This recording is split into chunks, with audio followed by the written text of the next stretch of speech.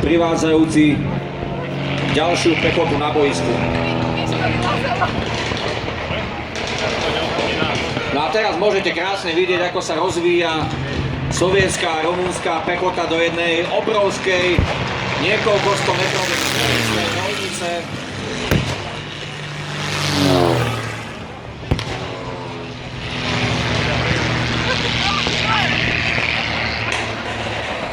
A nemecká obrana teraz čelí útoku zo všetkých strán. Na nemeckej strane môžete v akcii vidieť aj zdravotníkov, ktorí donášajú svojich ranených spolubojovníkov do zákopov, kde im poskytnú prvú pomoc a budú sa ich snažiť čo najskôr odtransportovať na poľné obväzisko, v tom lepšom prípade do poľného lazaretu.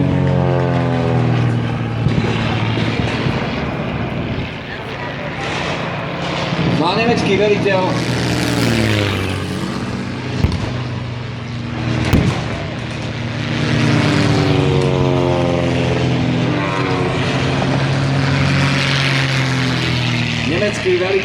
sa snaží efektívne skrátiť svoju obranu, to znamená sťahuje predsunuté jednotky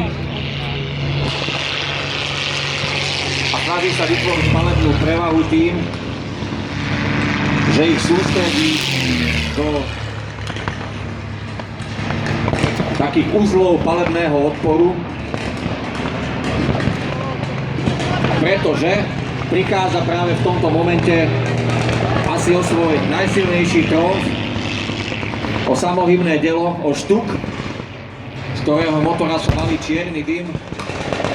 Posádka vyskákala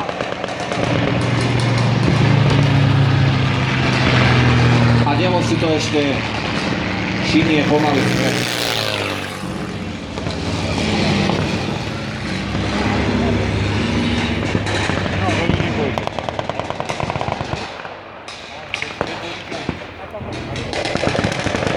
Sovieti medzi tým rozdelili svoje obrnené vozidlá do dvoch skupín a snažia sa zobrať nemeckú obranu doslova do kliešti.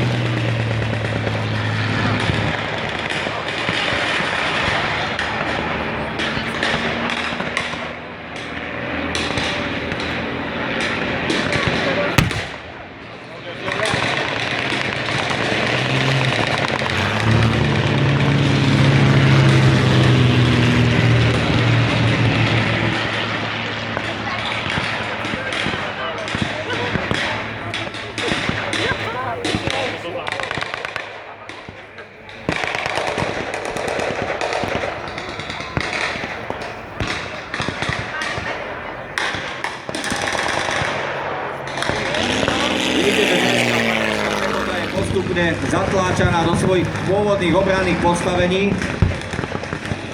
pričom sovietský tank na pravom krídle sa snaží obchvatným manévrom dostať sa im do tyla a tým pádom ich prinútiť buď k boju do posledného muža alebo ku kapitulácii.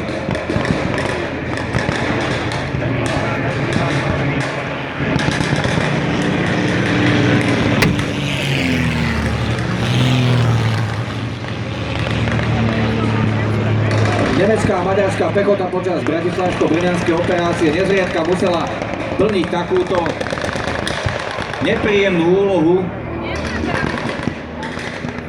pretože hlavnou snahou nemeckých veliteľstiev na úrovni zborov a armády bolo predovšetkým